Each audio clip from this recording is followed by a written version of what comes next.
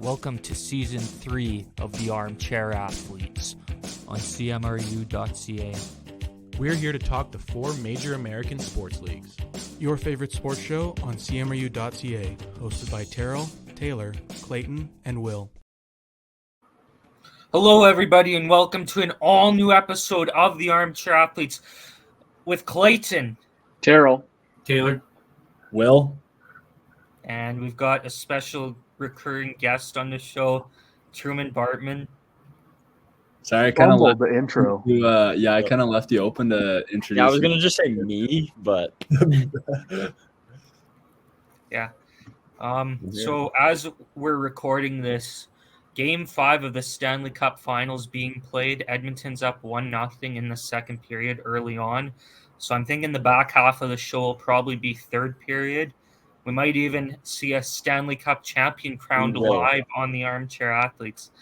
Due to copyright purposes, won't be on camera, but we'll give you a play-by-play kind of thing, I guess, maybe, if it happens. Who knows? Maybe the Armchair Athletes just secured exclusive streaming rights. Oh, Edmonton just scored. God, kidding me, Shucks, hey.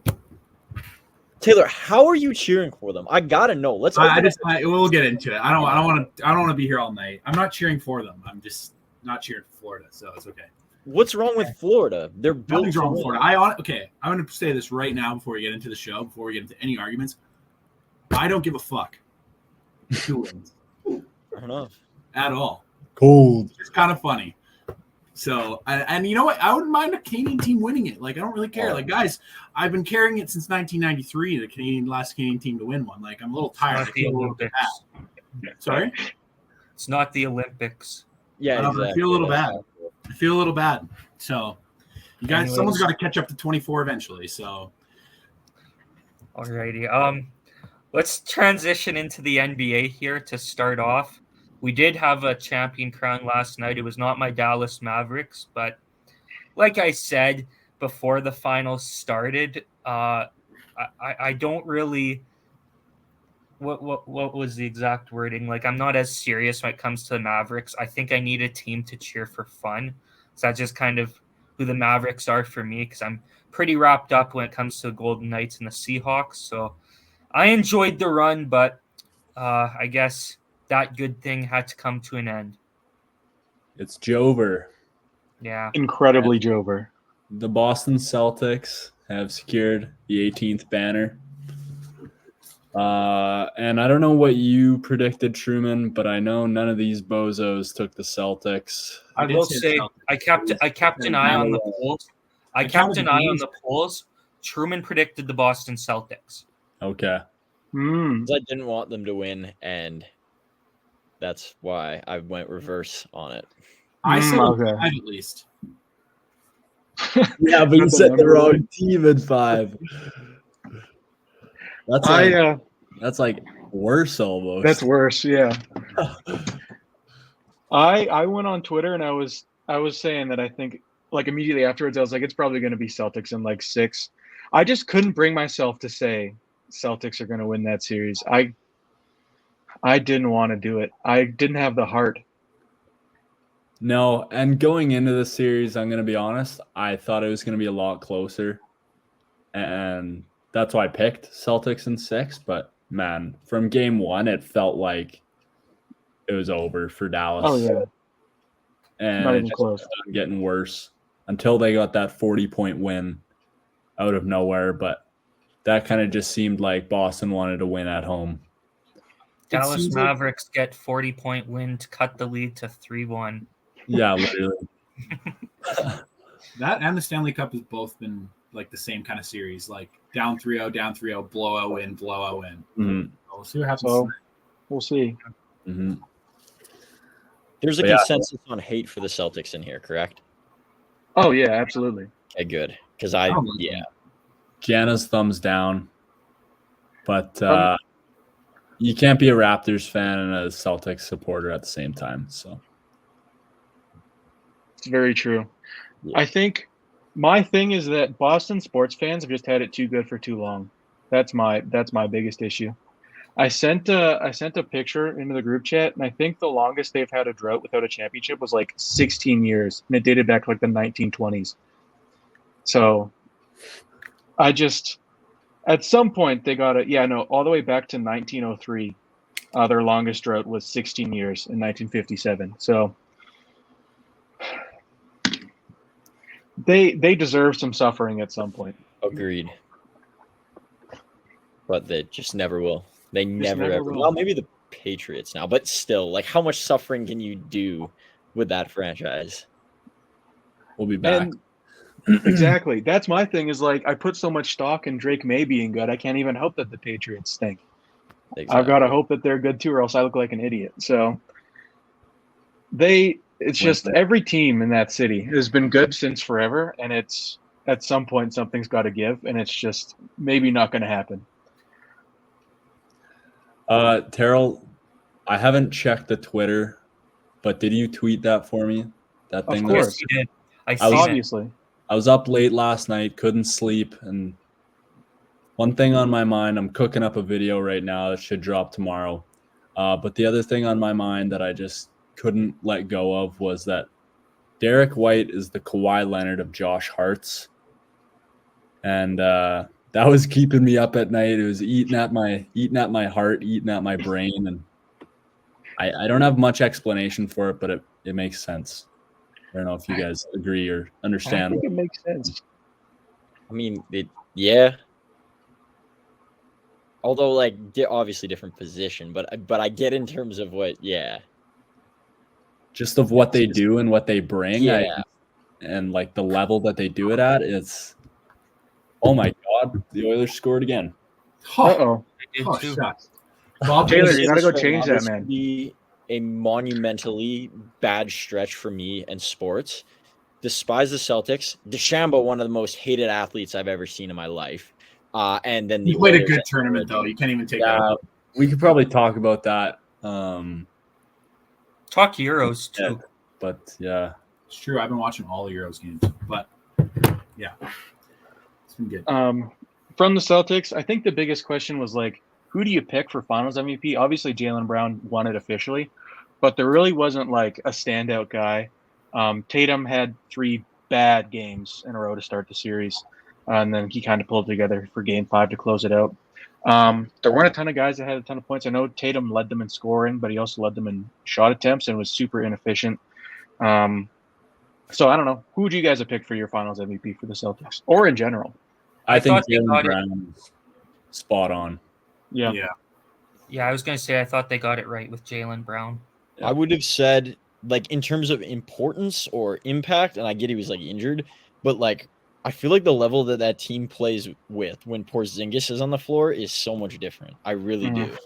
So I know he obviously, like, the stats don't back me up, and that he was obviously out a game. Like, that doesn't help, but I think in terms of, yeah, he just makes it easier for all of them to play. I really think, but I don't think that's that crazy. There's, just very clearly a difference, especially on defense when he's out there on the floor for them. Sure.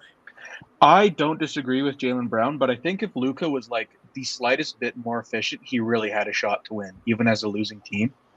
Because there just wasn't a standout guy on any team for this series. And he was still putting up tons of points, just didn't do it very efficiently.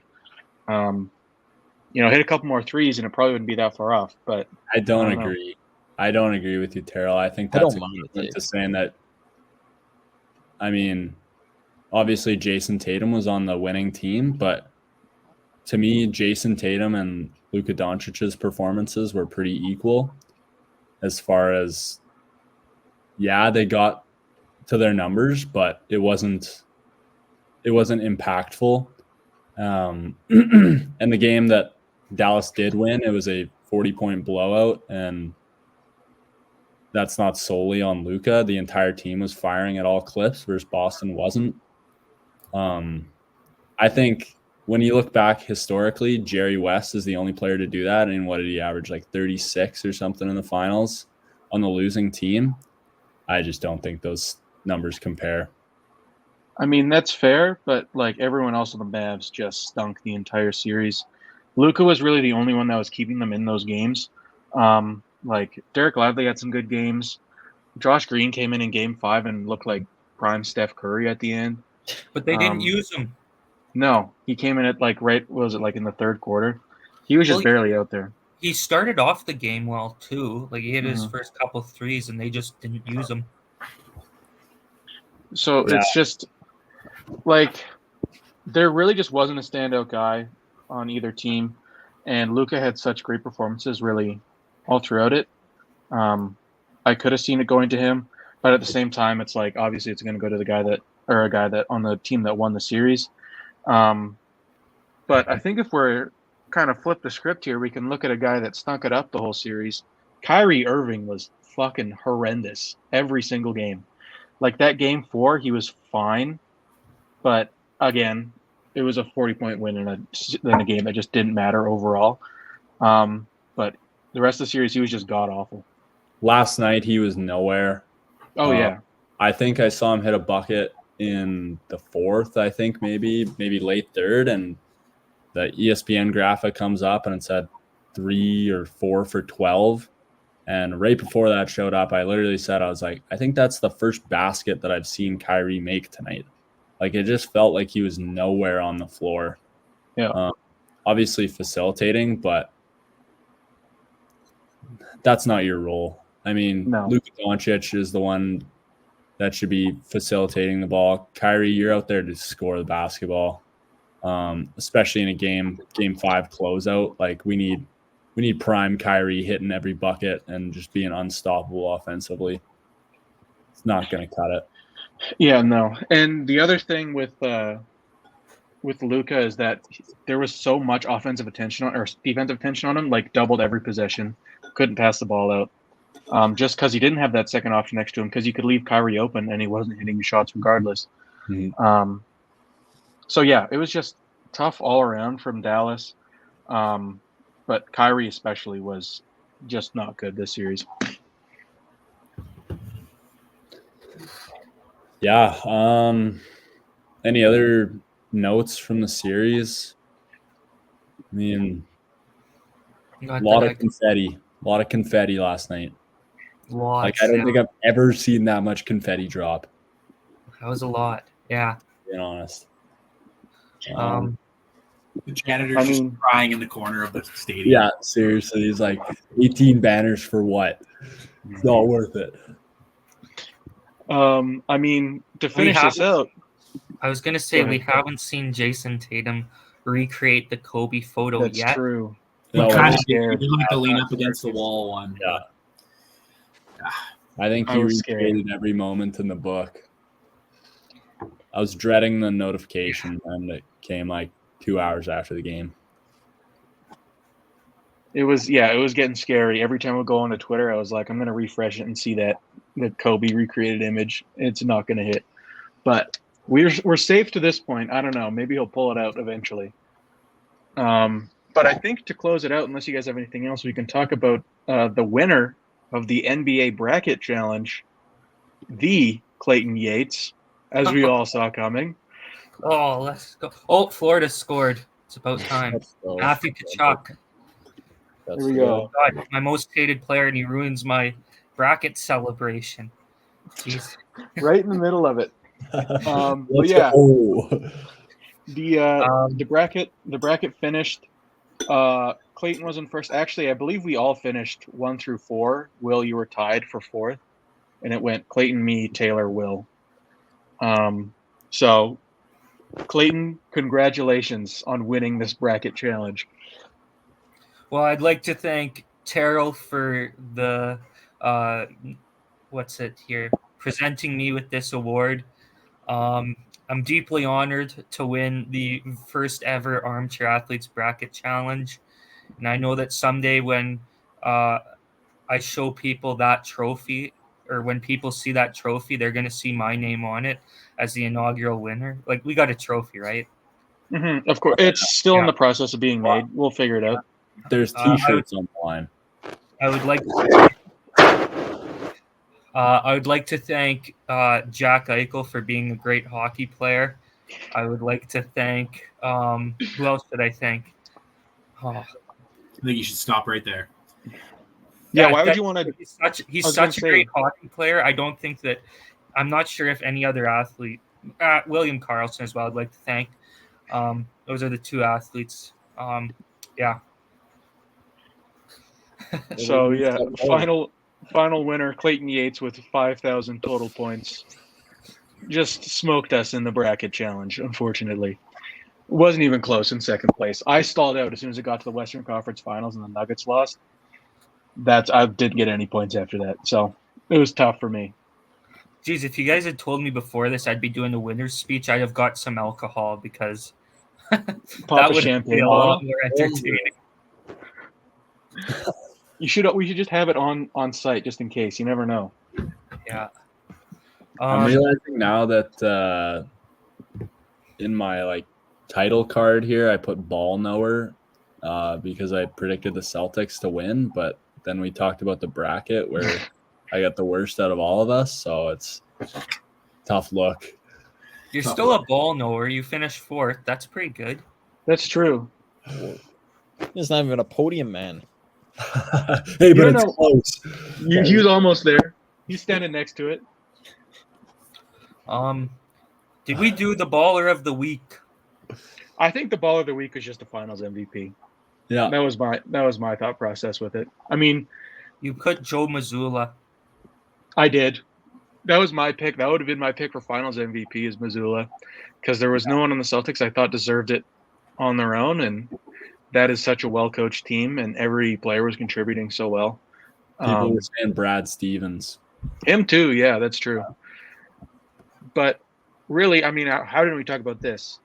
The half-court god, Peyton Pritchard. Peyton Pritchard, Nah. coming in twice. And that was all he did. I saw the tweet. I saw someone tweet. He was like, he's just a special teams player coming in at halftime to hit one shot and then go back to the bench. It's hilarious. Dude, game is game.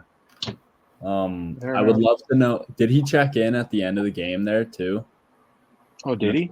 I'm sure he did, but if he didn't, I would love to know his per 36 minute or per 36 stats because he played 5 seconds and hit a 3. So Well, I can tell you that he had 150 true shooting percentage. holy cow, he's putting up Wilt So- numbers. Generational stuff. It's like a throwback to the 8th Boston Celtics championship. He's putting up All the way back in 1842. Yeah. I don't think I have anything else. Yeah. Baller of the week, Jaylen Brown, the Boston Celtics. Fair enough. Can't argue with it. So where do we want to move on to next? We wanted to do MLB MLB, yeah, let's do it. because I'm so excited to talk about the Toronto Blue Jays. I just couldn't wait to get into this segment. But the first thing I wanted to talk about is just, I don't remember if we've brought this up on the show before, but just how stupid the All-Star voting is. And really, there's only one thing that made me feel this way. For the American League outfielders, Dalton Varsho is out of the top 10. I think he's 12.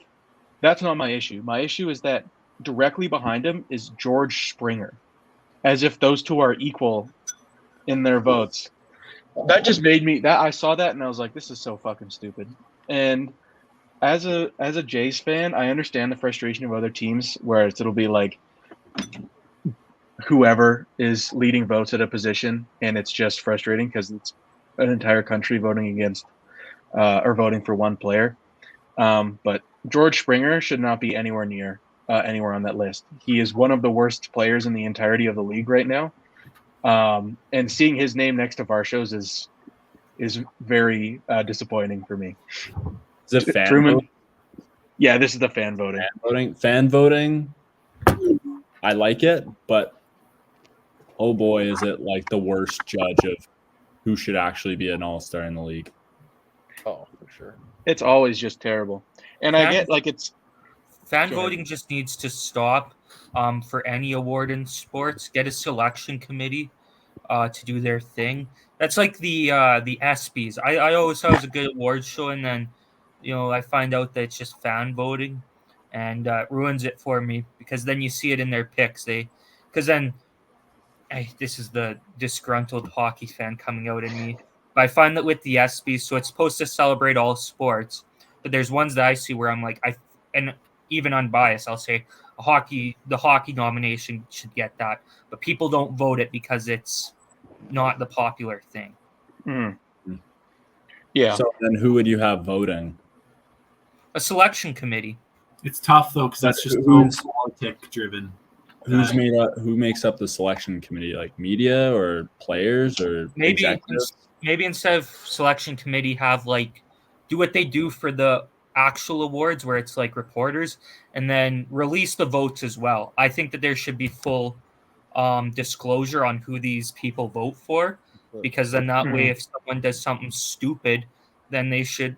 It stops people from doing something stupid because they know that they're going to get clowned on if they do something dumb. Yeah, just like It when Aaron doesn't Rodgers stop people. lost out on a It stops unanimous a lot, I MVP think. because a Like, you'll get- Bears reporter didn't vote for him. You'll still get like a couple of people that'll be idiots, but I think it weeds out a lot of them. I can agree with that, but I think we see with the Baseball Hall of Fame that a lot of the time it really doesn't. Like, yeah, people are going to get clowned on for their votes, but overall it doesn't affect them. The issue is that, yeah, they can be public and you can have the full transparency of who your votes are if you want them. But then there has to be like some sort of accountability for that afterwards too. Like, we talked about it on the show. I can't remember what the voter's name was, but he didn't vote for Gary Sheffield. And he said that maybe eventually he would, but Sheffield is in his last year of eligibility and didn't make it. So you have people in there that don't even know who they're voting for or how many years of eligibility they have left, and they remain as voters.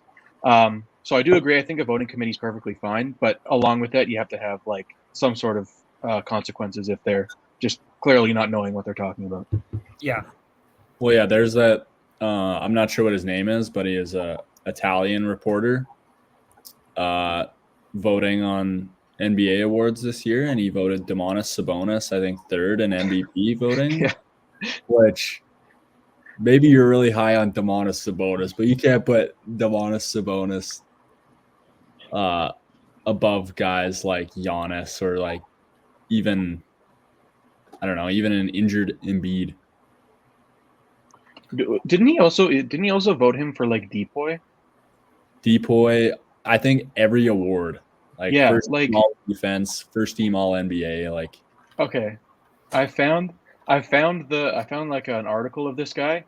I'll say his name, Ignacio Garcia.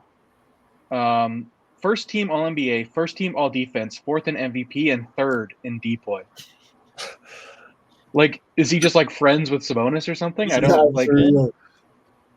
That's that stuff. That's so stupid. The one that I remember was last year. I thought Connor McDavid should have been unanimously voted as the Hart Trophy winner. Like, I thought every single reporter should have had him at number one with just the season they had.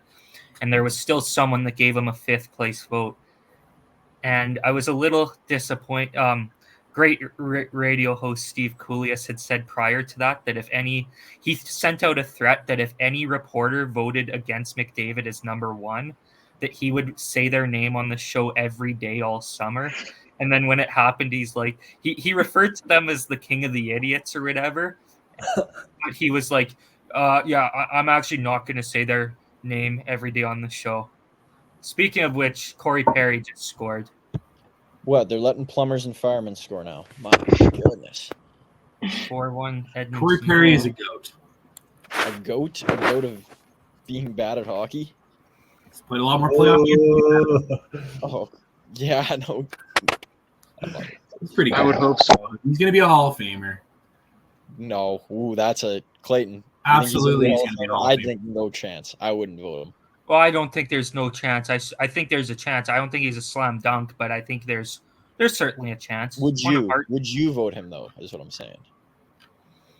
If it was a weaker year, yeah. I'm no regardless. But That's the final say from Clayton Yates right there. I mean, he has it because he won the NBA bracket, so he has that over us now. His vote has more weight. he knows ball. We were in the MLB still, by the way. Terrell, I continue. was just about to say we're in the middle of the. Oh, Florida the just MLB. scored. There we Sorry, go. This game is nuts. Honestly, I don't even care. This is good hockey being played right now. Continue on. Yeah, all that was just to say that I find the All-Star voting stupid, and I'm glad that we all agree that fan voting is just a bad system. A few weeks ago, after Paul Skeens' debut, we talked about him a little bit, and since that debut, he has just been incredible. So I just wanted to say that we were correct about Paul Skeens and him being good.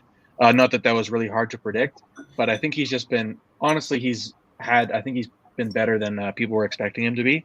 So shout out to Paul Skeens out there in Pittsburgh. And then the last guy, Jays are playing the Guardians right now, and Stephen Kwan is just torching them. He's torching everybody, to be fair, but I think he still has his batting average. I think up over it's like right around 400. I don't know if it dropped back down or not yet.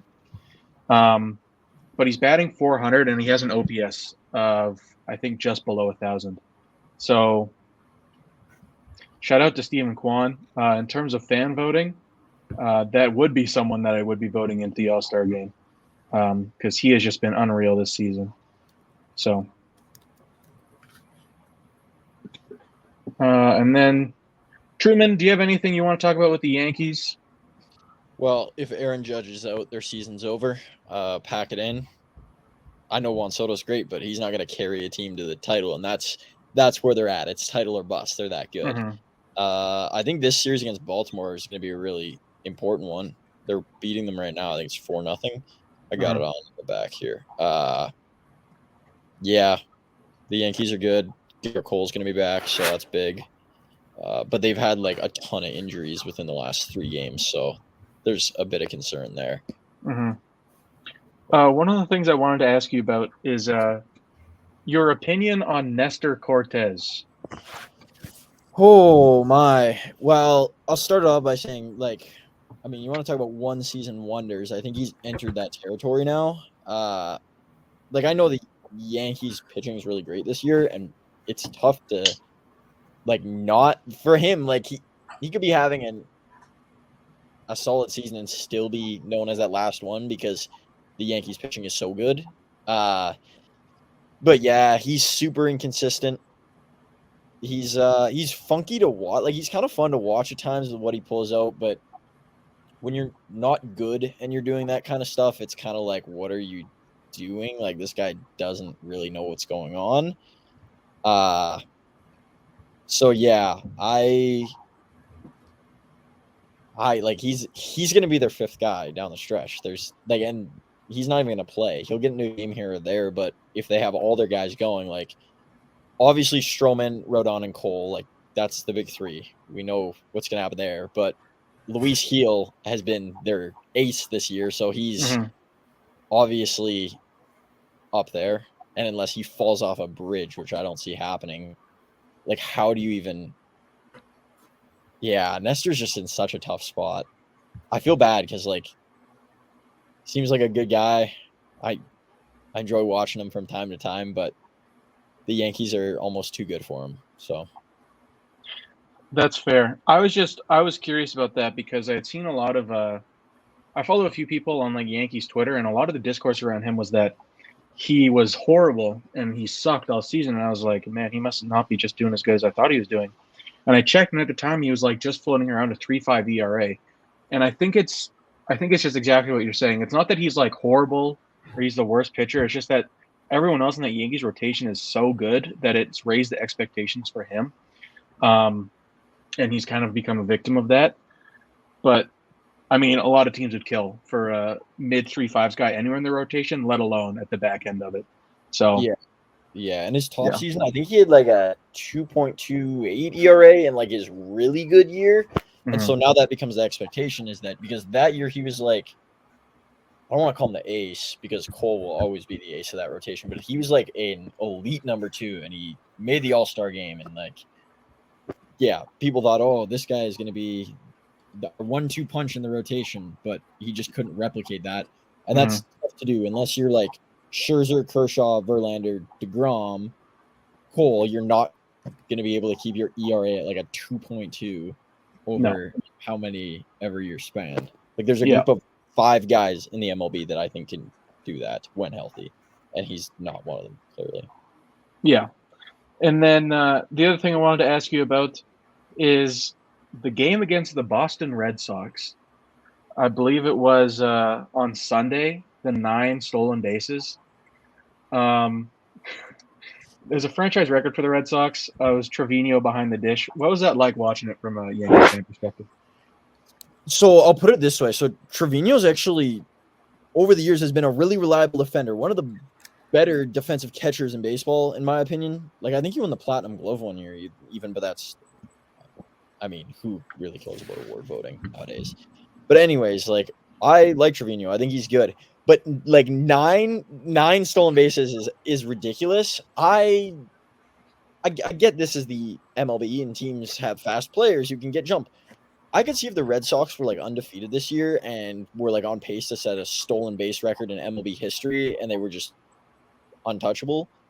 But like they are they're not on the Yankees level. Like they're not even in the same place as them, and I do not get how it is physically possible. Like I watch baseball, whether it's the Mavericks or MLB, like every day. I do not know how it was physically possible for the Yankees to be so unaware to be able to allow that to happen. And part of that is on Aaron Boone. I mean, I get he's not out there playing the game, but if something isn't working, you think you would go and correct something mid-game. Yeah, I'm really just stunned. I thought that it was because I didn't actually get to watch the game. I watched it back, but I thought it was a typo. When I first saw it, I was like, yeah, 9 stolen bases. That's not something that happens, especially in today's MLB. Like, you don't see that. So I was stunned.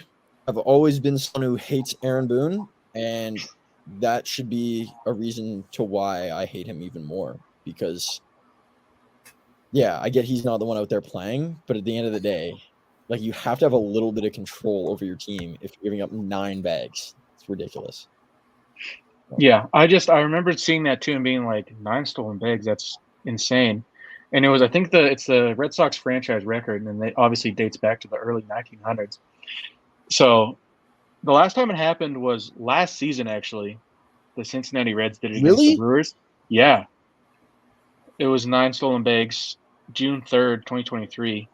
And then before that, it was April 20th in 2010, the Rangers. But then since then, it goes back to like the 2000s and then like 1910, early 1900s. So yeah, it's just a super rare thing. Yeah. And against a team like the Yankees aren't bad defensively. They're not like the greatest team ever in the field, but they're not bad whatsoever. Like they're pretty sound.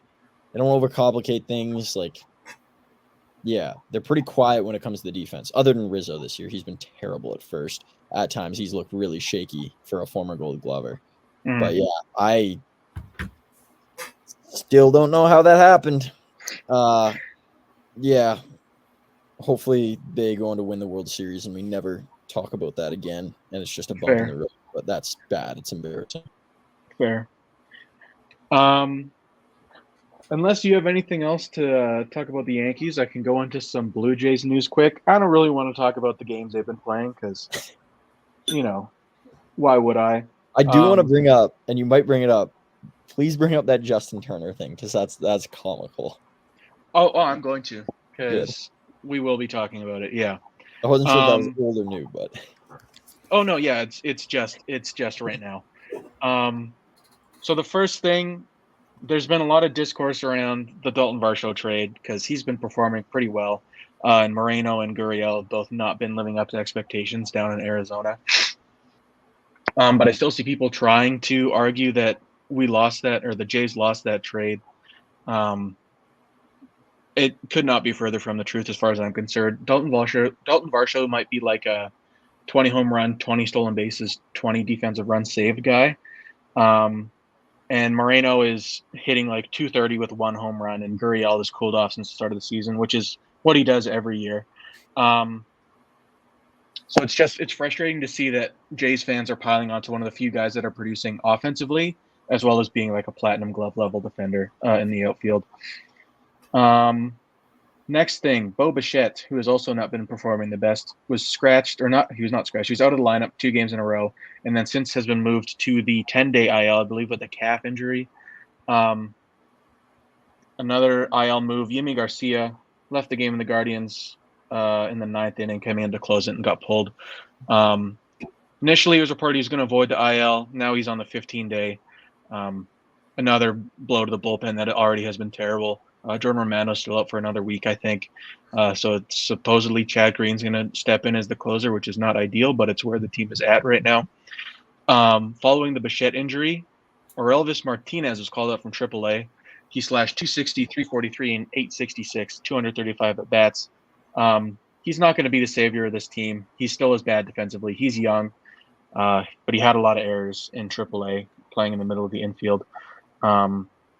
But it'll be good just to have some power in the lineup again, and hopefully he can start taking over at-bats from the other guys that are DHing. In some positive news, Yariel Rodriguez finished his rehab assignment and is going to be coming back to join the team. He might be coming back for the next series for the Jays. And then back, this is the Justin Turner thing. So Justin Turner, who is the primary DH for the Toronto Blue Jays, started off the season on a bit of a tear. I think he led the league in on-base percentage like the first month. Since then, he's been just horrific. There's really not any other way to put it. He's been god-awful. He last hit a home run. He hit one last night, a solo home run. And before that, he hit one on April 29th. So it was about a month and a half between home runs for Justin Turner. So I want you guys to guess what you think his stats are between those dates of April 30th and June 16th. He's batting like 180. I don't know beyond that. I'll go off batting average. He's batting 180. Does anyone else want to hazard a guess? I'm not sure. 150. 150 from Taylor. Will, do you want to just chuck a number out there? 165. You were close Okay. to what I was going to guess. I was going to guess 162. I just put it in. 162? Taylor, you are the closest. He is batting 155 in that stretch. Yikes. So 155 as the primary DH for this team. His OPS is 441. On base 250, average 155. He's slugging 191. He is almost struck out more than he has total bases in that time frame. He has 20 strikeouts and 21 total bags. So that is the primary DH for this Blue Jays team. And to be honest, he fooled me for a bit at the start of the season. And then like that bat speed tracking data came out and I saw he was right at the he was one of the last players on that list. And it's not like he's really ever been a super elite contact guy. So I was like, well, clearly something's going to give at some point. And now it is. So we're seeing another masterclass Ross Atkins signing. Just refuses to sign anyone who has any amount of power and doesn't have any defensive value. But yeah, it's just like a black hole in the middle of the lineup when Justin Turner's batting. The best is when you get to see Turner and Springer back to back, because then it's just like 2 free outs for the other team. You almost hope that they like hit into a double play if there's people on base, or they strike out, not hit into a double play. Because at least if they strike out, they won't be getting someone else out.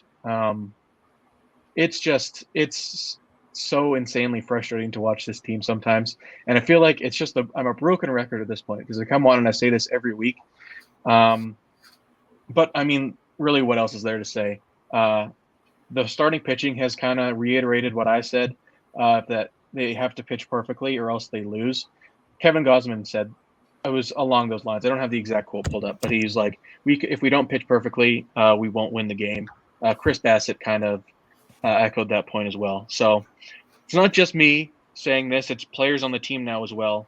And when starting pitchers are coming out and saying that if they don't pitch perfectly, they aren't going to win the games, that's not really a very good reflection on the state of the team. So yeah, One last positive thing: Daniel Vogelbach is no longer on the roster, so that's huge for us, because that was another just black hole in the middle of the lineup. Yeah, Blue Jays still bad. I believe they're losing to the Red Sox right now. I haven't checked that game in a bit, so who knows? But yeah, my boycott, it might be indefinite at this point. I might not just stop giving updates on it because, like, I'm saying the same thing every week. Take the summer off. It's getting close to it. I mean, you deserve it. Middle of June, and still haven't done it. So it's going to take, maybe actually, you know what? If they blow the team up, I will start watching them again. That's what it'll take at this point. Even if they go on a run, I don't know if I want to make in because I'm just setting myself up for disappointment because I know it'll be another wild card round loss. So, yeah, at this point, blow the team up. Who cares? You can keep like 4 players on that offense. Vlad, Varsho, Schneider, Jansen. Everyone else can go. And yeah, figure it out later because this team is not watchable in its current form. And I hope that at least if they suck, we can get a good draft pick. But at that point, that's not even going to happen. So, yeah. Is that anybody else got anything for MLB? I have one question. Will Daniel Vogelbach play a game in the MLB again, Daryl? You know what? I hope so, and I hope it's on a team in the AL East so that the Blue Jays can get to pitch against him a few times every year. Realistically, no. I don't think so. He offers no value defensively. Obviously, he doesn't offer any value base running, and he can't hit a baseball. So it's like, what does he do? Nothing. He's there to like fill a roster spot. I guess if you have 39 guys on your team and you need a 40th guy, you can bring Vogelbach there for vibes. But other than that, that's about it. I don't think he should play another game in the MLB. I don't think so either. I agree. All right. We will be back with the NFL shortly, right after this message. Hey guys, exciting news. We're thrilled to announce our partnership with BetStamp and Sign Up Expert. It opens up an incredible opportunity for you to join some of our favorite sportsbooks to get the best odds and new user offers. Head over to our dedicated page at signupexpert.com/armchairathletes to explore a selection of sportsbooks tailored to your region, each with unique offerings. And if you're ready to take your sports betting to the next level and show some love for our brand, we highly recommend signing up for your next sportsbook through our Sign Up Expert link. Once again, that's signupexpert.com/armchairathletes. You can easily find it in the description of this video, as well as on our link tree on our Instagram, which you can find at the Armchair Athletes. What that cool motherfucker just said. Go sign up on signupexpert.com/armchairathletes. Sign up for a sportsbook available in your area and see the offerings from the sportsbook available in your area. And I've actually got the link here, so if you forget it, there it is.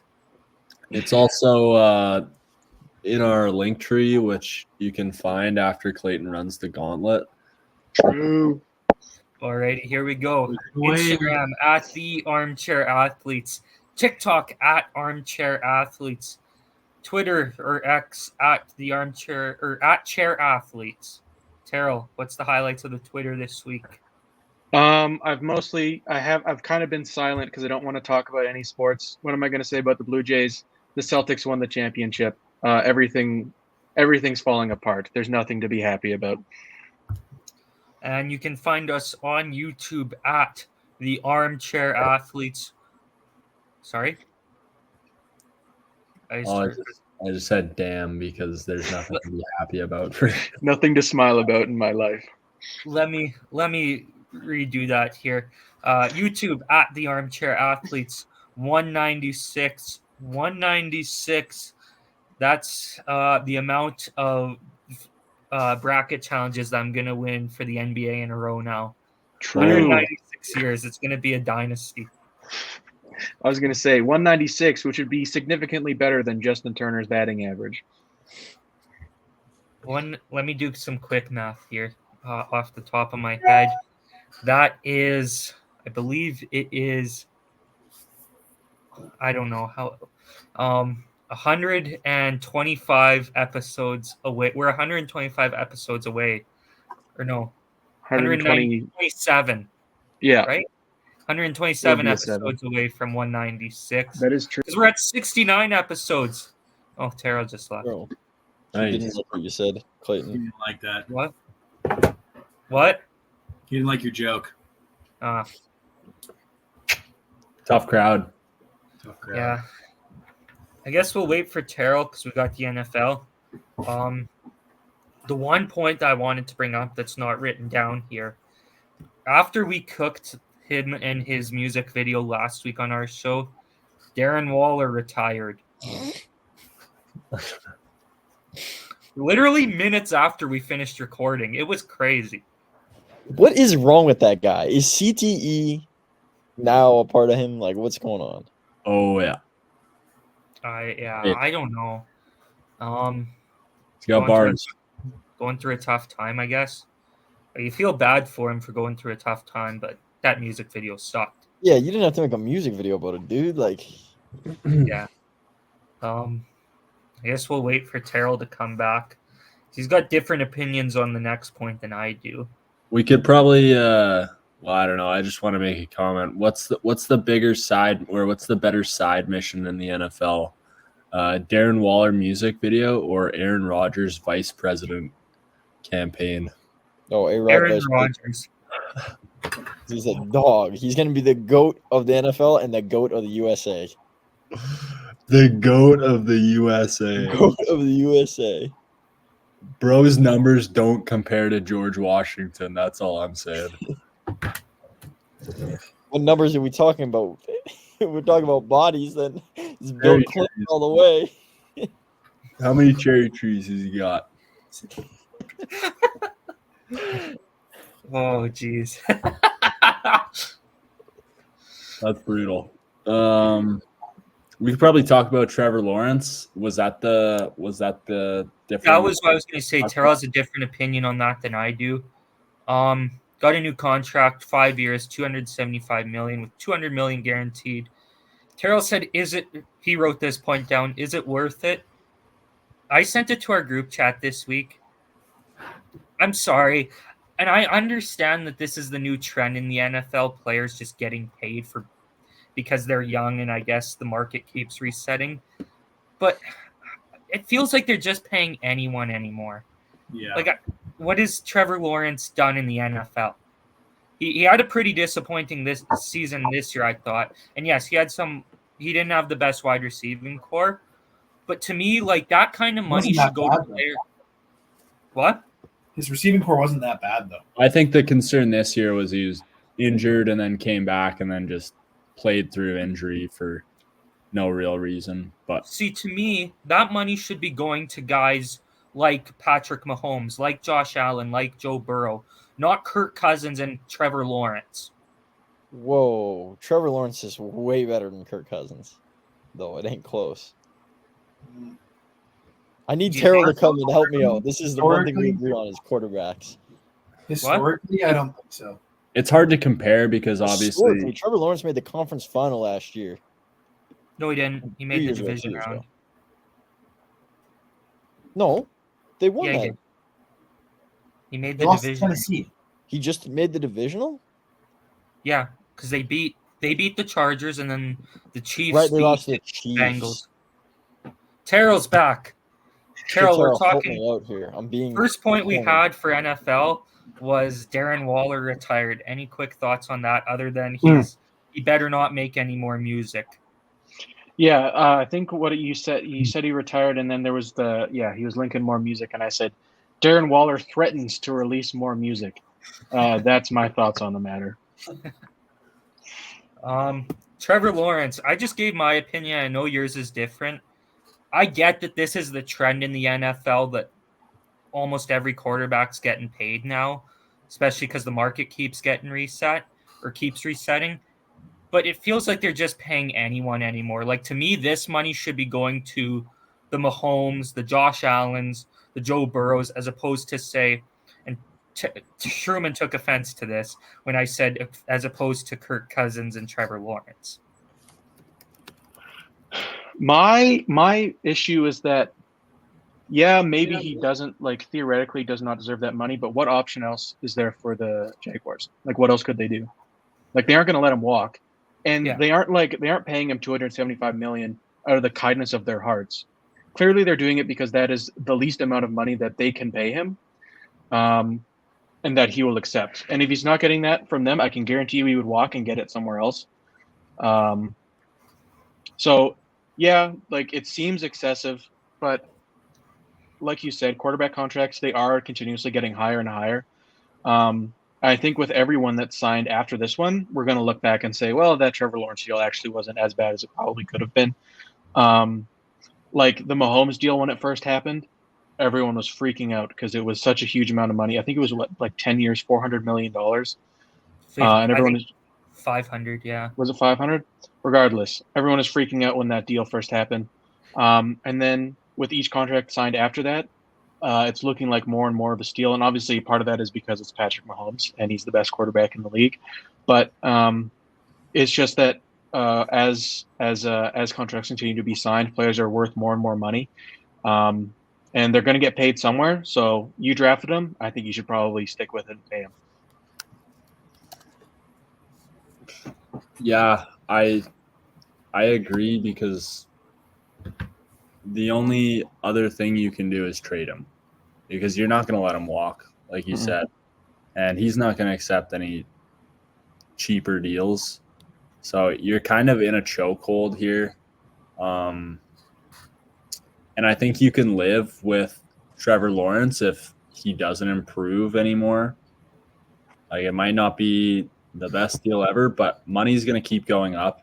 It's going to get more expensive every year, every 2 years or whatever. You just kind of have to. I don't know if there's any other way to put it. It's trade him and restart, or pay him. And especially when you're a team like Jacksonville that went so long without a solid quarterback. You had like one season of Blake Bortles that was serviceable, and then other than that, it's just been a revolving door. And you finally have someone that was, highly touted coming out of college, and was a high draft pick and has performed pretty well, especially given the circumstances that he's in, to now just be like, actually, we're not going to re-sign him. We're going to send him somewhere else. Because the odds of them finding someone, even Trevor Lawrence's level, let's say you think he's like Clayton, where would you have him ranked among NFL quarterbacks? I don't know if I'd have him top 10. Like, he'd be, I think, 10 to 15 range, maybe. So, like, the odds of you finding, like, a quarterback, even at that level, is so insanely low. There's so many busts every year. And so many guys never hit that spot. And it's still a guy that has, like, supreme talent and is incredibly athletic and has that upside like we've seen. So you're signing him, you're betting that he's going to get back to that same level that he was before, and he's going to continue to perform well and improve.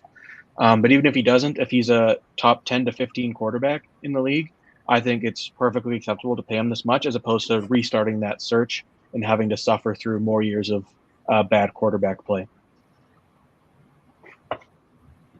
100% agree. Yep.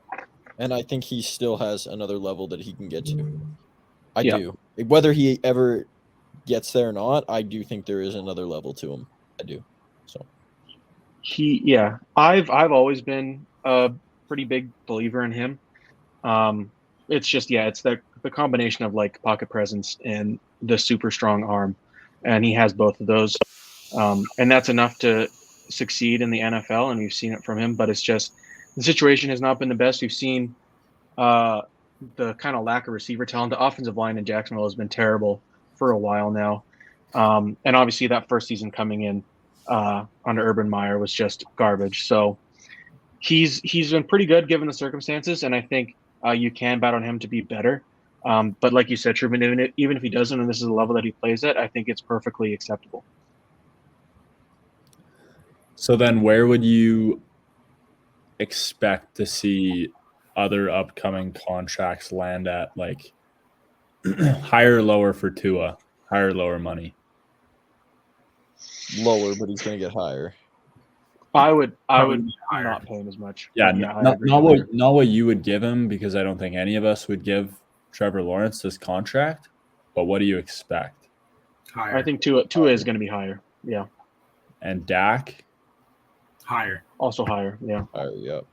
Jordan Love, Should Higher. lower.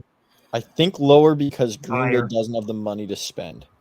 Yeah, Like, I don't think he's going to get higher. I think he's going to get lower, but it's going to be. I think he's going to get lower, but I think he'll still get paid a bag. It's going to be a good deal, though. I think. Green Bay has to do that in order, or else they can't stay afloat. yeah. If the Packers have a good year and they win another playoff game, I think he's absolutely getting more. I just I worry think- about that receiving core, and I think he. It- I don't Go know. ahead. Maybe I'm biased. I just. Yeah. I was going to say, I think it also depends on like if they sign him, like he's the first guy up next after Lawrence. I think that would affect it a lot too. Whereas if we see Tua and Dak go, and then Love is that last guy up, and like let's say Tua and Dak both get over 300 million, which I think is probably not out of the question at this point. I would not be shocked if he got more, but I do agree. I think in terms of like financial perspective from the Packers, they should be aiming to have it lower than Lawrence's deal. Whether or not that's going to happen, I don't know. And maybe you could argue that he's really only had that one season starting, and like if you're the Packers, that's what you could say, and that's a reason why you don't want to pay him a boatload of money. But I think he deserves it regardless. So I don't know. I would put him probably right around that Trevor Lawrence mark, honestly. Yeah, I would say deserving wise, I agree, but yeah, it's all about whether I guess he performs next year, and I mean if he wants to walk, he can. I obviously I don't want him to walk as a fan, but like if he wants to walk, I mean, honestly, I could see the Packers going short term with it. If he's like, if they're like, oh, you're still young, you haven't played a lot, we're gonna give you this 2 or 3 years or whatever. Come back to us and we'll give you the big one after. But let's see if we can win anything first, because the two quarterbacks before you both won at least one. So See, and I think that would be the downfall of not paying your up and coming quarterback that big money, because there's 31 teams in the league that aren't going to win next year, right?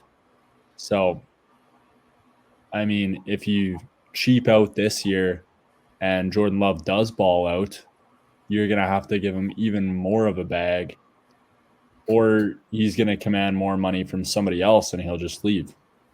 That's exactly what I was going to say. Yeah, like from like it being viable financially from the Packers, yeah, it probably does make more sense to try and have a short-term deal. But yeah, if like he was fantastic this year, if he even puts up like a similar season to this one, he's going to command more money, and there's going to be more guys up on the market and more contracts signed, so that value is only going to go up. So I think we talked about it. I think the last time we were on, you brought up the Braves, where they signed all their young players to long-term contracts like as soon as they possibly could, and they've all turned out well. They've mostly turned out pretty well for them.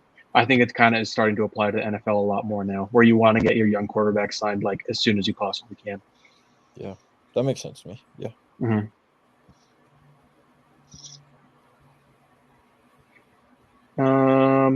Now, maybe we'll save the next point till the very end. That'll be our last talking point. We can move on to we talked about Hard Knocks a little bit in the past, and they just revealed that the newest in-season version of it is going to feature the AFC North. And obviously, we've got a Steelers fan here with us. So Taylor, how are you feeling about this newest version of the Hard Knocks? I'm interested to see how it looks. From a Steelers standpoint, it'll be interesting because we made a lot of moves this offseason, so it'll be interesting to see what it's like behind the scenes. And I mean, I'm going to be straight up here, guys. I think the AFC North is probably the most competitive division in football. I would think. I think that's pretty much a given. Like, any of those 4 teams at the starting of the year can win it. I mean, the Steelers haven't in a long time, but they're always usually pretty competitive. They usually make it out of the division. So I would say it's the most competitive. So I think it'll be interesting to see from that standpoint. as well, like all the big games that each team has to go through to make it out of that division. So I'm excited. But, Yeah, I think that's Truman- a fair assessment. Truman, you're making a face when you're saying that AFC is the toughest division. Or AFC North. I don't know. Maybe this is, yeah, call me biased. I think the NFC North's a juggernaut. I do. I think you got two of the best teams in the NFC, both in there, in the Packers and the Lions. And the Bears are a wild card. Who knows with them? They could be really good. maybe this year, sure, but in the past, absolutely not. Yeah. Oh, in the past? No, not in the past. The last 10 years that those 4 teams have all basically finished above 500, and 2 of them don't make the playoffs every year. Yeah, no, I'm talking strictly this year. Yeah, not down. That's what I was saying was like we don't know about this year yet. So okay, the Bears can still be bad, and then it'll still be the most competitive. I'm saying just history-wise, it's not really close because there's 2 teams in the North that could probably beat most teams in other divisions that don't even make the playoffs. Yeah. Which is why I don't know about you guys. My thoughts, I think they should re-rank the NFL and do it like just straight up and down. I agree in every sport. Yeah. Or just do it East and West. Don't do it NFC, AFC, and all the Northwest stuff. Just do East and West 1 through 8. Record-wise, I think being an NFC North fan or from a team with that, I think all 4 of those teams probably would easily make it in every year. And I just think it would be more fun than seeing a team that finishes with a 500 record or lower from like the South make it in every year. It'd make it a little more interesting, in my opinion. But I don't know what you guys think. 100% agree. I agree. I definitely agree. The reason why they don't do it, I hate to play the role of the corporate bad guy here. The reason I think that they should do it, but the reason why they're not going to is because they want to establish rivalries with these divisions, I guess. Yeah, I know, but it's like there's still rivalries in every other sport, even if. But are you? So you get the like in the NFL, the division teams play each other twice every year. You're probably more inclined to say tune into a Steelers game if they're playing, say, Cincinnati, as opposed to say if they're playing Tennessee. Probably. I just think with every other sport doing it, it just makes it more fun for the playoffs. Because you got to play them either way. Yeah. Right? Yeah, that's fair. Like there's games that everybody's going to be like, oh, this is going to be a boring game or whatever, which happens every year. There's a Monday night game every year, or last year there was a lot of Monday night games that were bad. But there's always those games every schedule where it's like, no one cares about this game. But I think just playoff wise, you'd see the best 16 teams. You wouldn't just see, the way it's planned. I think that's like a no-brainer. I think, rivalry is a rivalry, but it's still going to be a rivalry. Like Packers Bears is still going to be a rivalry no matter the format. Mm-hmm. NFL has been going on for whatever it is, 70, 55 years or whatever it is. Like the rivalries are established, right? So I don't think, unless there's a new team that comes in, which no matter what, there's a new team that comes in, I think the rivalries have been established, and those games are still going to be good. And you're still playing in the Eastern Conference when it's like the Packers and the Bears, for example, right? You're not playing like I don't know, like the Cowboys or whatever. Like it's still going to be an Eastern Conference rival, right? Mm-hmm. Yeah, that's kind of, I think they could do it. I can understand maybe establishing the rivalries earlier on in the NFL's history, sure. But now that everybody knows who they hate when they're a fan of one team and whatever, who cares? I think it should be 8 from East, 8 from West, or whatever it is, 6 and 6, or whatever it decides to be. Be much better, much more exciting, better teams. We get the best teams in the NFL. We wouldn't get 2 teams getting snubbed every year, or even more than that. Yeah. Just because their division is so hard, right? Yeah. Even like the North, half the time it comes down to like points against or like head to head, and it's like they're 9-6 and they're not going to make the playoffs, but the Buccaneers at like 7-9 are going to make the playoffs. It's like it kind of sucks, Yeah. I was just going to say, I think like from like a general perspective, I think everyone would agree on that. I just think it's going to be, like you said, AF or NFC South teams are going to be like, well, why would we do that? There's no reason for us to do that. And then every team that's a good division is going to be like, well, of course we should have we should not have this and just go by purely record and making it in the playoffs. Because I kind of feel the same way in the AL East in baseball, and I'm sure Truman, same thing. It's such a hard division, and it just feels like it's like the gauntlet every year, regardless of who the worst team is. They're always competitive, and it's like, yeah, it would probably be you'd have better quality games if you just had like the best records going in, but I'm sure that there's like more reasons behind it than just wanting to have rivalries, and if we looked into it more, we could find more. But I do agree. I think it would make more sense to just go by straight off record and not excluding teams or giving teams first round buys by division. Yeah, I don't know. I think it's like it'll eventually you're gonna get a South team that eventually wins. The Buccaneers won it not too long ago, right? So the league will even out, and there will be South teams win. It's not like it's never gonna happen, right? So every other league does it. It's not like this is the first league that'll try and do it, right? Like every other league does it that way. So I just find it kind of annoying. Right? Panthers score? They just did. Yep. Okay. Oh, I didn't. Mine's a little behind. Jeez. Take a guess. Take a guess who scored. Well, Bennett's there. Rodriguez. OEL. I got to see this moment here. Let me. He doesn't. Whoa! What a snipe! Who scored? Hey. Oliver Ekman Larsson. Was he not bought out? By Vancouver, yeah. I mean, to be fair, I don't blame Vancouver. Me either. I guess we'll continue on though with the NFL talk. Despite this game, we'll get to the NHL here pretty quickly. Mm-hmm. T. Higgins signs his franchise tag. Speaking of the AFC North, will report to Bengals training camp. Yeah, I mean, what do you guys, Terrell? What do you think of this deal? If you're the Bengals, you're like just happy that he ended up doing it and is going to report to training camp. I think it was kind of whenever it comes down to franchise tags, I feel like it most of the time just ends up being that they sign it and go to training camp regardless of all the drama that happened in the off season.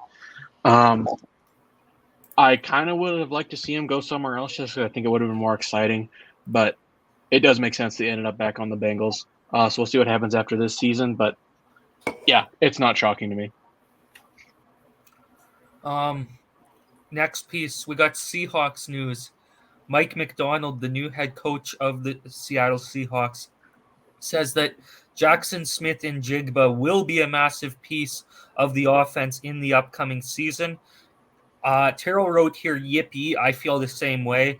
We saw a bit more of him as the season went on. They didn't really use him at all at the start of the season. And, of course, down the stretch, he was, I think, one of the best players on the team. Of course, had that game winner against Philly. Mm-hmm. But also, I did hear earlier this week, though, too, Seattle's also planning to use DK more this season. Does that leave Tyler Lockett as the odd man out is my question. I think it's not so much he's the odd man out as I think he's just like that is becoming his role. He's getting older. You kind of see it in how he's playing. I don't think there's anything wrong with that. I think JSN is like a perfect guy to slot in that same role that Lockett filled for so long. And I think, honestly, I think Lockett is probably perfectly fine with that. If he moves from wide receiver 2 to wide receiver 3, it's probably not going to affect him that much. But yeah, I was super excited to see that headline come up, and I feel like part of it is just like head coach talk. You know, we've talked about it where it's training camp, so head coach is going to be like, yeah, this guy is going to get more involved because he wasn't last season, and it's like, well, of course you're going to say that because what else are you going to say? He's going to not be in the offense again. But yeah, I'm really looking forward to it. And part of the reason that he didn't get a lot of touches, and we talked about this during the season, is that the offensive line wasn't healthy, so we had to have a lot of 2 tight end sets on the field because our tackles were up for a lot of the season. And yeah, when they came back and when they were healthy, JSN got involved more and started to put up the numbers, like you said, that game winner against Philly. So it's clear he has the talent to be like a top guy on the Seattle team, and I'm just really looking forward to him getting the opportunity to prove that. I am too. I'm excited for the offense this year. The defense, not so much, but we'll see. Maybe it'll be better under Mike McDonald too. Defensive guru with the Ravens. So, I guess now for the main event of the NFL segment, we've got Aaron Rodgers talk. Missed Jets mandatory minicamp. I don't know if I can say the reasoning Terrell has here. It's alleged. He was allegedly engaging in some extracurricular activities outside of the Jets facility. I know he went on a retreat. My question is, will he see his shadow? Are we gonna get 6 more weeks of winter when Aaron Rodgers leaves?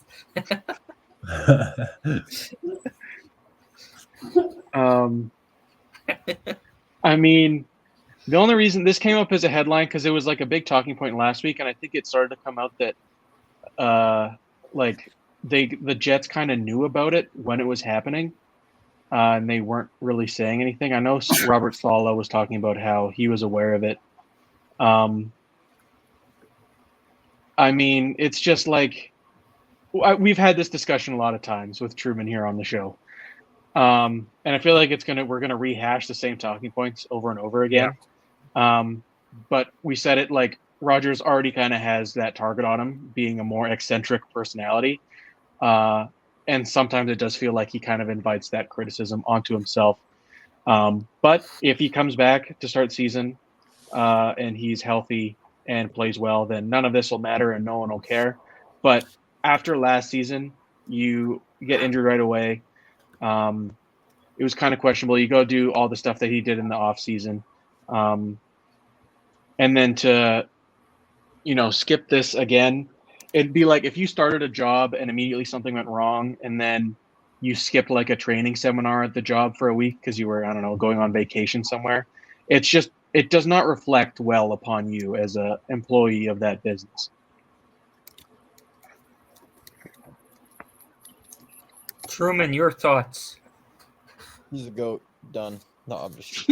I mean, here's the thing: when you're that good, I mean, I don't really care. He took 2 off seasons off and won back-to-back MVPs, so he can honestly do what he wants. When you're that good, like, you really don't. I get it. I get what it looks like, but he's old and he can take all the time that he needs to do his whatever he's doing to just be the GOAT that he is. So, yeah. I mean, at the end of the day, yeah. I can agree with that. I think him being old is kind of going the opposite direction for me, though, because if it was like mid-30s Rodgers and we knew exactly what he was as one of the best quarterbacks in the NFL, and he was, doing this stuff, I think everyone would be like, all right, well, it doesn't matter because we know who he is and he's going to come back and be just as good next season. But now we're a season removed of no Rodgers play, and he's a year older. He's 40 now. And we don't really know what he's going to look like when he comes back, especially off an injury like he had. It is just kind of a big question mark. And the other thing is he was there for like all the voluntary stuff before this. So that makes it not quite as egregious in my opinion. But it just, to me, like maybe schedule your vacation for the week before training camp and not during training camp. I don't know. It's just like another list of the things that he does that kind of makes me a bit more questionable. But, again, like I said, if he comes back and he performs well, then none of this will matter and the discussion will be pointless. So hopefully he does do that. Alrighty. Is that it for the NFL segment? I think so. Alrighty. So moving on to the NHL segment. We don't have winners and losers this week because it's not the end of a playoff round. And I said that at the end of the Stanley Cup final, I'd do a winners and losers of the entire season. So I'm looking forward to that whenever it may be.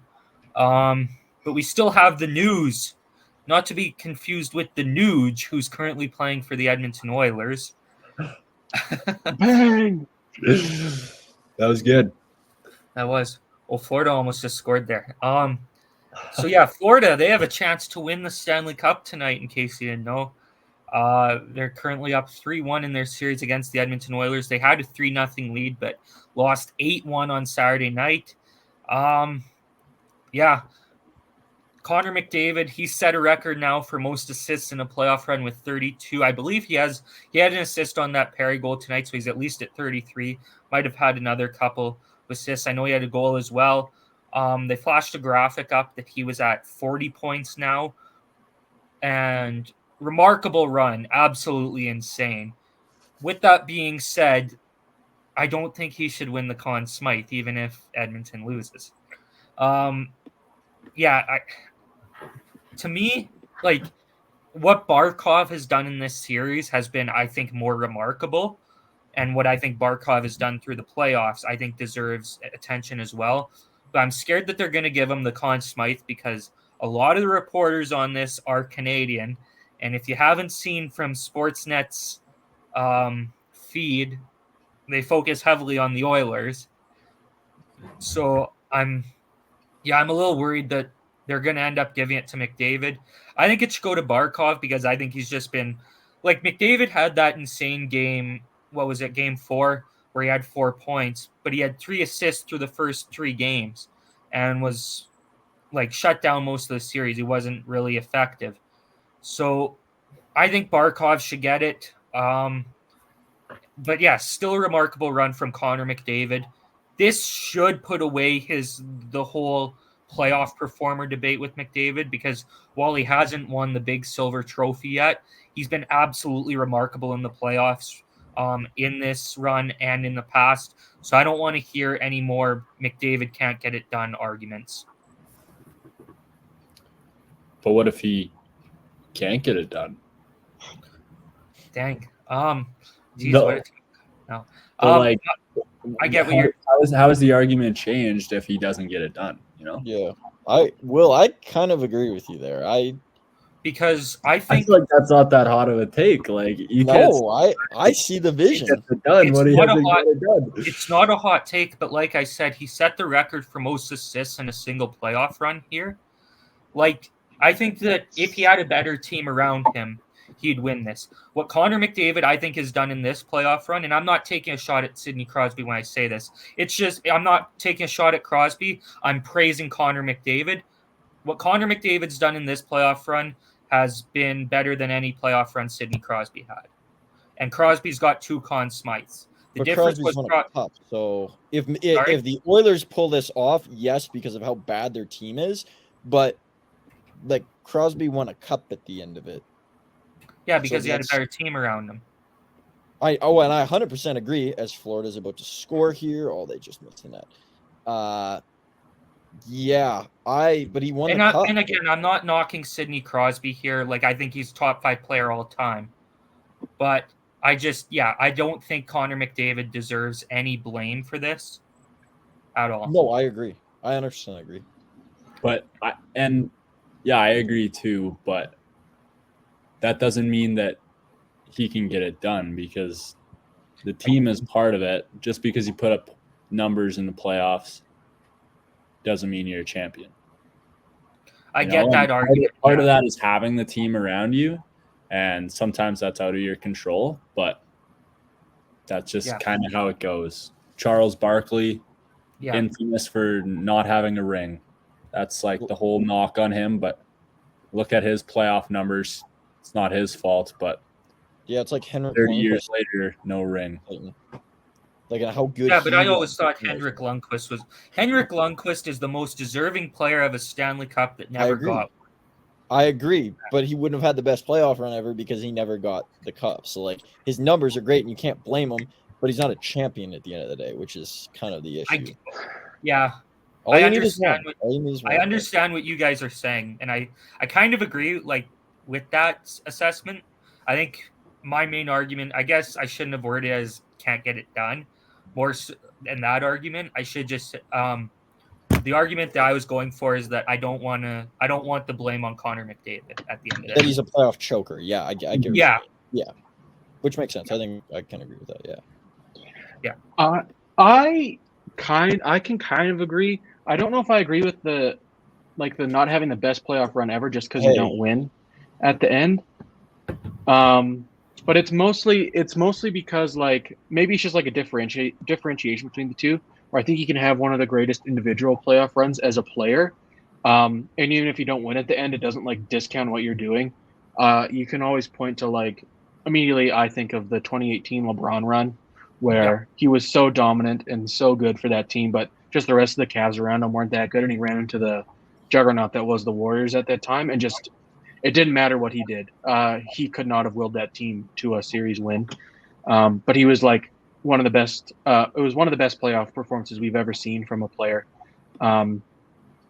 So, like, I don't know. I think it's just that distinction between like one of the greatest playoff runs where it's great because you did end up winning a championship, and one of the greatest playoff runs where it's great because you were so far and above everyone else that was playing individually, just on your own. Yeah. So now, I guess some more here on the series. By the way, I still don't think Edmonton has a chance of winning this series. Me either. Hot take with them up 4-3 in game 5 and potentially going to force a game 6. I just think it's so incredibly hard to come back from down 3-0 in the playoffs.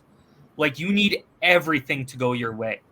Like, you can't have Stuart Skinner have a bad game. Darnell Nurse can't have a bad game. You know what I mean? He can't cost you a game because... Sorry? He can't even be playing, arguably. Well, and here's the thing, though, too. Like, you look back, like, the one earlier in this playoffs, it was the Rangers were up 3-0. Carolina wins 2, and people suddenly think they're on their way back. One bad period from Carolina, and they're out. The margin of error in these situations is so slim that I don't think that Edmonton has a chance. I 100% agree. Word for word agree. The other one that I remember vividly last year was Golden Knights are up 3-0 against the Dallas Stars in the Western Conference Finals. Dallas outplays Vegas badly Vegas is up 3-0. Dallas outplays Vegas badly in the next 2 games to make it 3-2. And then Vegas comes out and just stomps them in game 6, game 6, 6-0. So yeah. We'll see here. You all have went silent, so I'm like on goal watch here. Yeah, there was a Florida should have scored. They had a wide open net. Oh, is that? Oh, they should have. Is that like the sigh that you let out, Truman? The what? You like let out a little like groan. Yeah. Okay. They should have had one. Kachuk made such a great play behind the net. I thought you were just readjusting yourself or something. No. But yeah, I think so.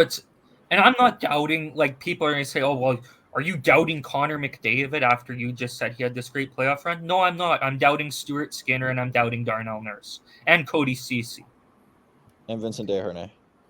Yeah, like I'm doubting those players is who I'm doubting, because one bad game from like those guys and you're done. That is not a penalty. Oh my goodness, that's a bad call. Well, that's unless what else do I want to say here? If Florida wins, like I said, I went through that point. I was bang on with my assessment of the Panthers at the start of this series.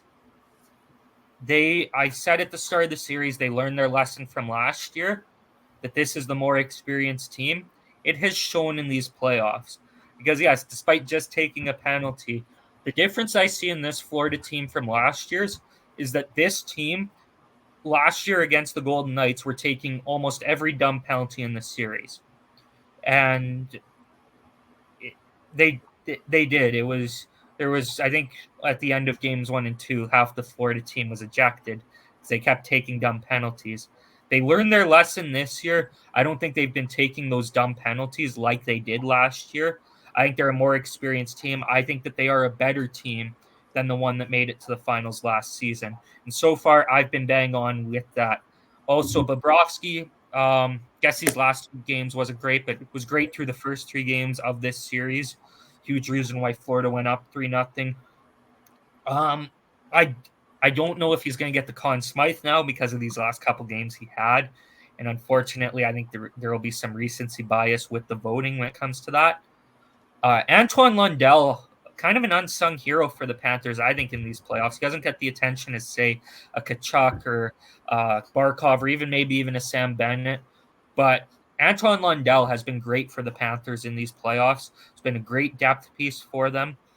And he's still pretty young, too. Like, he wasn't drafted all that long ago. So, Evan Rodriguez killed it in this final. He had a goal earlier in this game. Vladimir Tarasenko's been playing well. What a great trade deadline acquisition that was. I think they only got him for a 3rd or 4th round pick. Very low risk. So far, it's paying off.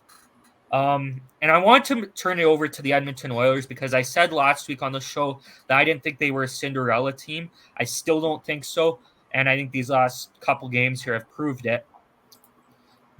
And I have this point written down here, and this might go against what I was saying earlier about McDavid and the point I was trying to make there.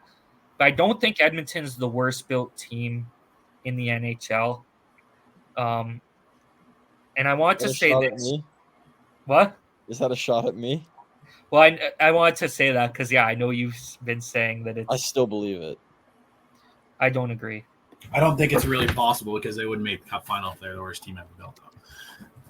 Well, built and playing is different. You can be a bad team on paper, and I think the worst built team in the NHL is the Toronto Maple Leafs, giving Mitch Marner $11 million this season, and then John Tavares, Captain Pajama Boy, $11 million this season.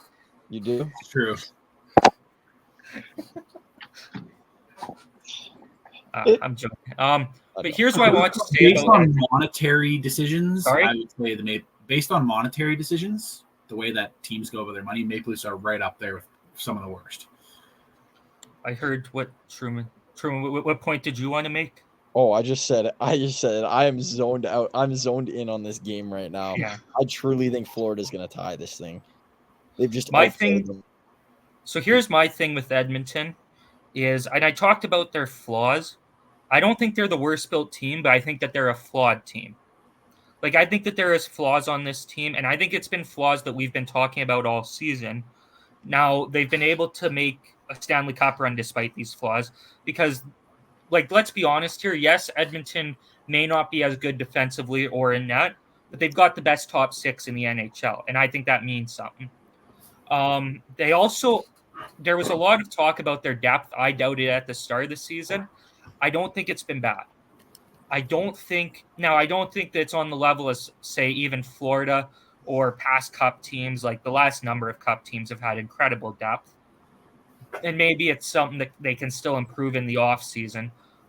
But like the flaws with this Oilers team, I outlined Nurse, Ceci, and Skinner. If those weren't problems with this team, I don't think the depth would be holding them back from making this a 6 or 7, maybe a 6-game series anyways. But like, I don't think it could hold them back from winning the Cup. Because they've played well in these playoffs, guys like Ryan McLeod. Connor Brown, despite how we were ragging on him during the regular season, he's showed up to play these last couple rounds. Matthias Janmark's played good as well. Like, I think that their depth has been good enough. I don't think it's incredible. I don't think it stands out from, say, Florida or the other Cup teams, but I think that it's good enough. If the other problems were solved, I don't think it would be holding them back from a Cup. And then, but I still think, though, like we talked about those flaws and how they haven't been solved, I think Ken Holland has done minimal to fix those flaws from the start of the season. To me, if anyone deserves the blame for this team losing the finals, it'd be Ken Holland. I agree 100%. I think he's the worst general manager in the history of general managers. I don't know. I get that's a hot take. I just think he doesn't know what he's doing, and he's old. Yeah. Terrell has conflicting opinions. I just love that inevitably every hockey segment when Truman's on becomes like there's going to be some Leaf hate. It's just inevitable, and the Oilers are going to get shit on. It just happens all the time. It doesn't matter who's playing or whatever. It always happens. Yeah, that's true. And Jack Eichel's getting brought up once. Jack Eichel's getting brought and the up. Sidney Crosby debate's going to happen at least. Oh, it's gonna happen. It's gonna happen in there. Yeah. George Gamble. That hasn't happened yet. George Gamble, Lapuki Bear. Yeah. What else can we throw in there? Blue Jays suck. Embiid Jays getting dumped on. Tua turned the ball over. Purdy mid. Yeah, we got lots of stuff we can just rehash. Juan Soto's great. There we go. That's one too. Daniel Vogelback catching a stray. It's not a stray. He's just bad at baseball. He is just bad at baseball. Yeah. It's not a stray. It's aimed directly at him, and it's hitting him. There's no stray about it. But it's never like we make up a whole topic about him. He just ends up usually finding his way in. Daniel Vogelback is a crazy build. He's built. Everyone listening and everyone here, look up. I'll look it up and see if it's the first one that comes up. 1 second here, guys. I'm in my room and I'm streaming it, like doing like the stream for the game. I want to go to like my TV and the live satellite feed, so I'm just gonna cut out here for a second. All right. See ya. What were you saying to look up? There's this picture of him from the City Connect unveiling, and I'll see if I can find the link. Oh, this is like buried in the depths of the internet. I don't know if this is if I'll ever be able to find this. I'll have to like send it to the Twitter, I'll find it on Twitter and send it to the group chat, because it's like one of the funniest pictures I think I've ever seen. Man, I'm looking at a Mets Daniel Vogelback card, and he has braids, like 2 braids, like they're clean as hell, but why does he have braids in? Do what you want. Why does he have 2 of them though? Here, Is it like JaVale McGee? He had like the one dreadlock in the back. no, I wish. It's like No. cornrows, but just like Jimmy Butler style. Looks like Harry Giles. He does not look like Harry Giles. No. They're distant cousins. How distant are we talking here? I'm not. I was gonna, I guess, go over the I don't other. want to go down a rabbit hole. Oh. I was gonna go over the other news here in the NHL, and I'll try and go through it as quickly as I can. Anaheim Ducks, their new jerseys got leaked today. I think they're amazing. I don't know if you guys saw them. They're bringing back the Mighty Ducks, but it's in the orange color scheme that they've got. Yes, it'd be better if it was the old colors, but like I think the Mighty Ducks, I think they still look amazing. So yeah, it's a lot better than the duck foot jersey. I think that's awful.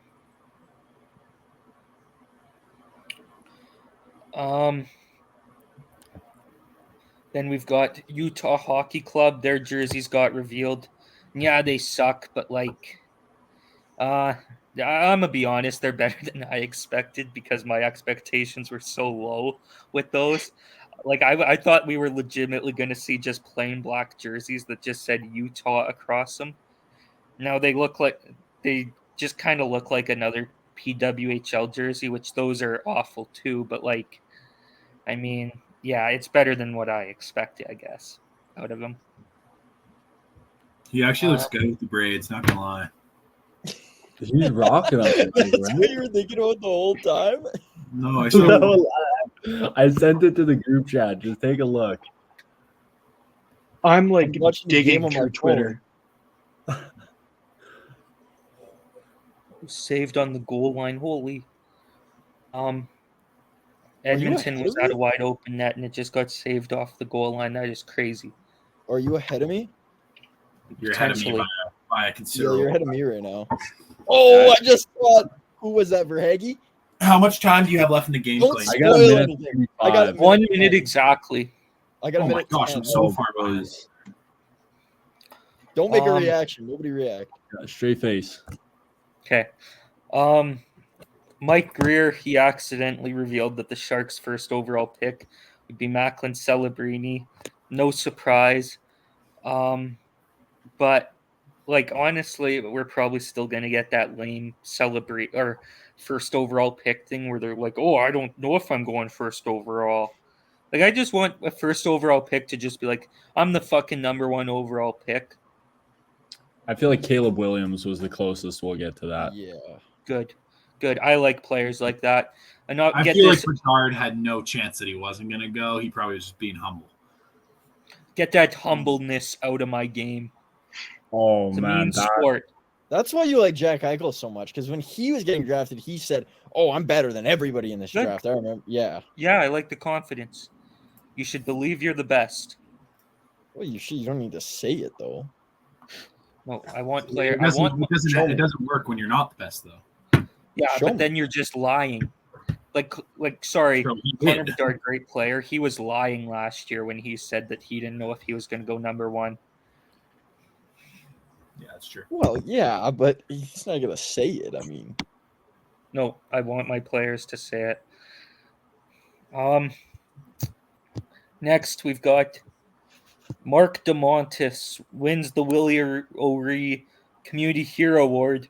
For those unaware, he's a blind hockey advocate and founded the Canadian Blind Hockey Organization. Well deserved. Good person in the game of hockey. Like to see it. Okay. I'm pretty sure now that you guys have all seen there will be a game 6 between I haven't. Edmonton and I'm still at a Florida. minute. I'm so far behind. Yeah, I got it the second that you said that. Oh well. You never know though, Taylor. It would be pretty exciting to go to Game 7, no matter what. It would be exciting. No, it's boys- carried on for No. too long. no, this is stupid. Okay. It's carried on for too long. I'm I just got excited about watching exciting hockey. So I just got the notification today that a year ago was the Golden Knights parade. They won in 5, and now like the day that their parade was, we get a 5th game. This has dragged on for too long. The NHL needs to bring the season back a week or two. This is going to be a crazy take, like crazy. If you're Florida, you're a game away from winning. There's one person that stands in your way, and that's Connor McDavid. Why would you not just go and try and intentionally injure him? Like, really, That's fucked, really, that's a man. crazy What take. the hell? Why would you not do that? I have to know. What the Because you hell? don't want to risk. You're not gonna risk getting your career ruined for that. Yeah, Career no, ruined your champion. Crazy. no. I don't That think team you. will get that team will get so many fines. That team will be bad for the next 15 years if that happens. Truman, you and I have talked about this in the past. You don't intentionally injure a player. No, You I'm not go out saying there- I would. I'm saying if you're Florida. No, because if they find out that they did that, the amount of fines they're going to get, they're going to lose every draft pick. They're not going to win for 30 years, 40 years at best. Hey, the Astros cheated and won a World Series. This would be similar. Yeah, and I don't think it's right. It's I not. don't even- I'm not saying it's right. I'm just saying if you're Florida, it's Don't about play that winning. if you're Florida thing because it's coming out of your mouth. I'm putting out a hypothetical. That's all I'm I don't- doing. I don't don't even think so. the Astros those two things wouldn't even be remotely similar in my opinion.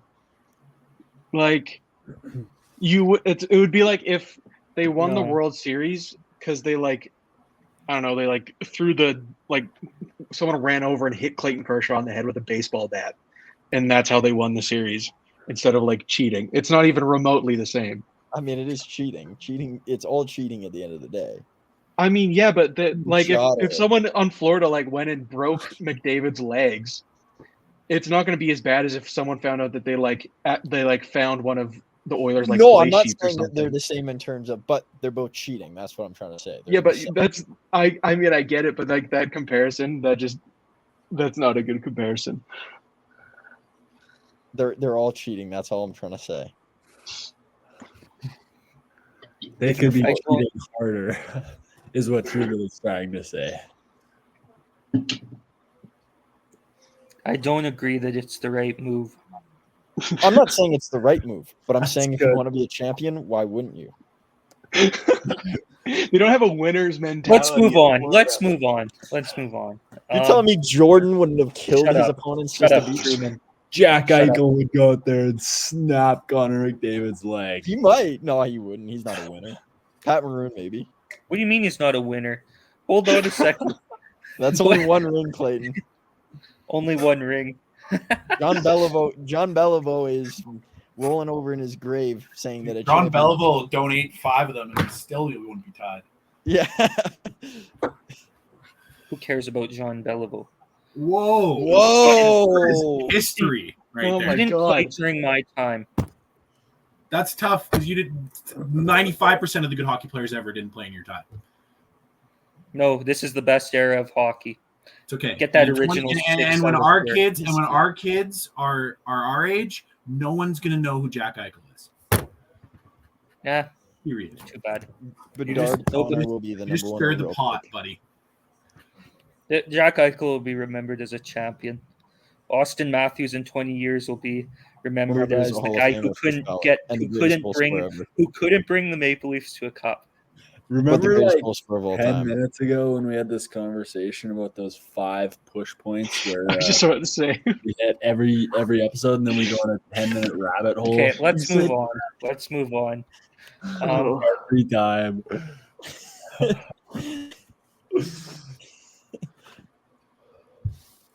By the way, I've just been digging through the depths of the internet trying to find this one picture of Daniel Vogelbach the entire time. I think they scrubbed it from the internet. I cannot find this fucking picture.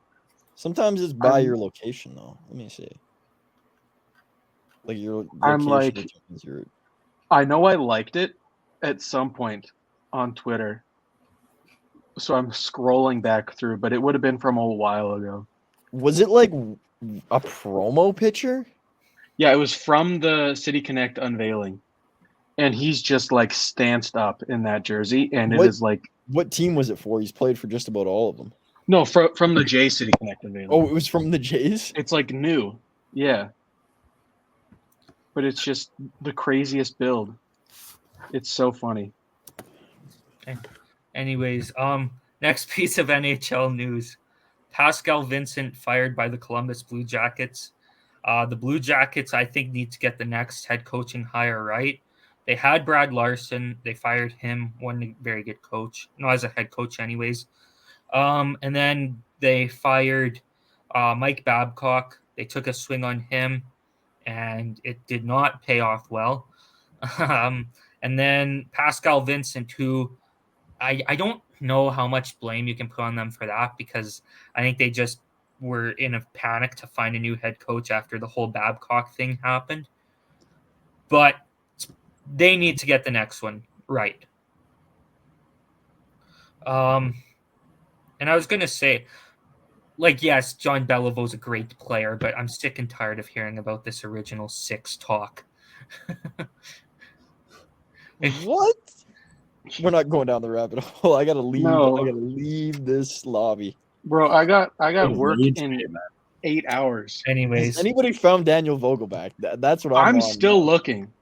This only have I'm not going to bed until I find this picture. Was it on The the Jays Instagram or something? Like, I don't know. I think it was like from a report. Like, the Jays Instagram isn't posting a picture of Vogelbach on his own. the Rangers have placed Barclay Goodrow on waivers, and I think this is kind of just being done to try and free up cap space. But if he clears, and it's sounding like he might get bought out, but if he clears, if he clears, he'll get bought out. But they're hoping, I think, for someone to claim him and take that contract off of their books. There's rumors now that Jeff Skinner could be bought out. Oh, great, more Jack Eichel talk. He was great with the Buffalo Sabres when Jack Eichel was there. Eichel got him paid $9 million. I would not be opposed for the Golden Knights signing him. Here comes Truman to dispute that point, because I mean, Mitch Marner's a real winner. That's the definition of I a don't winner. even like Mitch Little Marner. little junior boy. Little junior boy. Why? I don't even like Mitch Marner. It's harder into this. We're okay. We can for the hockey segment. Every time Truman's on, we can go back to the first time he's come on and just replay the same thing, and the talking points will be the same. Yeah, it'll be the same. Inevitably, we're gonna do Taylor. this. What is Taylor? Nobody will know. Anyways, it was revealed that Caden Lindstrom, a prospect for the Medicine Hat Tigers, or I guess Shout out the plays Gas for Medicine City. Hat. Yeah, plays for Medicine Hat. But it was revealed that he's a prospect for the upcoming draft, that he had a herniated disc last season. Now, I'm not sure how much it'll affect his rankings. I think it could have a big impact. But I thought he'd be in the top 5, and I'm not sure if this is going to drop his ranking or not. I hope for his sake that doesn't. because he's an incredible player when he's healthy. But yeah. And then last 2 points here to end off this show. Ryan Warsofsky has been named the new head coach of the San Jose Sharks, was an assistant coach under David Quinn. And then Philip Hronek signed to an 8-year, $7.25 million deal per year. So the final 2 points. Hronek signed by the Vancouver Canucks. I think it's a bit much money, but I guess he had a good year during the regular season, went great in the playoffs for them.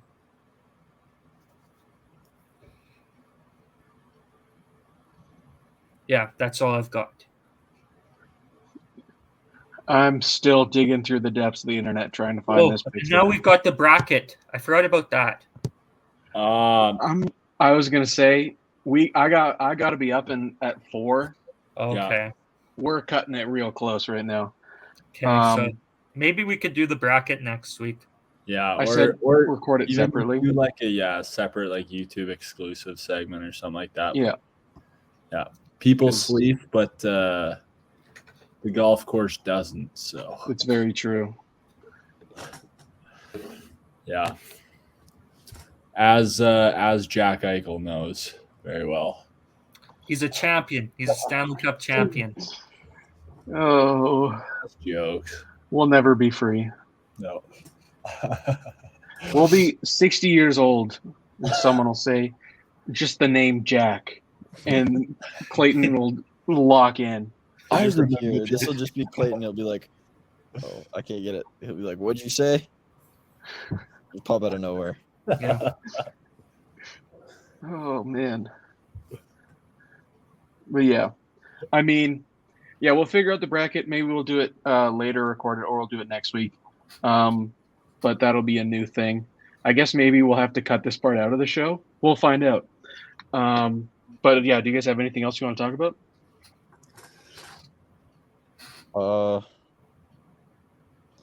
Clayton, should Bob Stauffer be the new goalie of the Oilers? Yes, he should. Who found this? Who found that? Was it not Greg? I don't know who it was. It was in the group chat. I couldn't stop laughing. Yeah. Oh. He's a great broadcaster, by the way. I like Bob Stauffer, even though he is a big Darnell Nurse fan. That man. I think that does it for the show then. Thanks for tuning in. Tune back in next week. And as always, tune back in. Thanks for tuning in. See you, folks. Thank you.